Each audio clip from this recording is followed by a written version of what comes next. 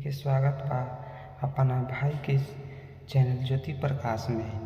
तो आशा करतानी कि रउआ सब ठीक बानी और बड़ बुजुर्ग के प्रणाम करतानी और छोट भाई बहन के आशीर्वाद देतानी कि खुश रहिया जा, पढ़े लिखे जा, आगे बढ़े जा।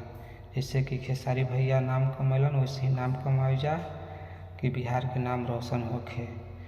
तो हम अपने बारे में बता दी कि हम ज्योति प्रकाश बानी, बिहार के रहे वाले बानी, अरवल जिला के। हम अपने चैनल पर लेके आविला भोजपुरी सिनेमा से रिलेटेड, खासकर सुपरस्टार खेसारी भैया से रिलेटेड वीडियो, जिससे कि उनका न्यू मूवी हो गए, न्यू सॉन्ग के बारे में। तो चैनल पर नया बने जा तो चैनल के सब्सक्राइब कर लें ताकि न्यू अपडेट मिलते रहे हमारे चैनल के माध्यम से। तो चलिए वीडियो को स्टार्ट करता नहीं।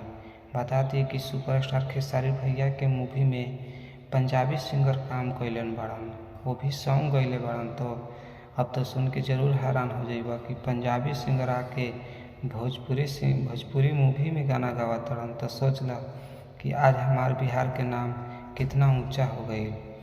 तो जो मन में जो अपना अगर रहे कला, अगर हुनर है तो ज़रूर दिखावी जा, यूट्यूब पर चाहे इंस्टाग्राम, जो भी है, जो भी अपना कला निकाल के दिखावी जा ताकि आगे बढ़ी जा, जैसे खेसारी भैया कर लो। तो बता दी कि जो पंजाबी सिंगर बाड़ा उनका नाम है दिलेर पाजी। हाँ जी, दिलेर पाजी। अगर उनका के बारे में ना जानी था तो बता दी कि दिलेर पाजी पंजाबी सिंगर है जो बहुत मस्त गाना।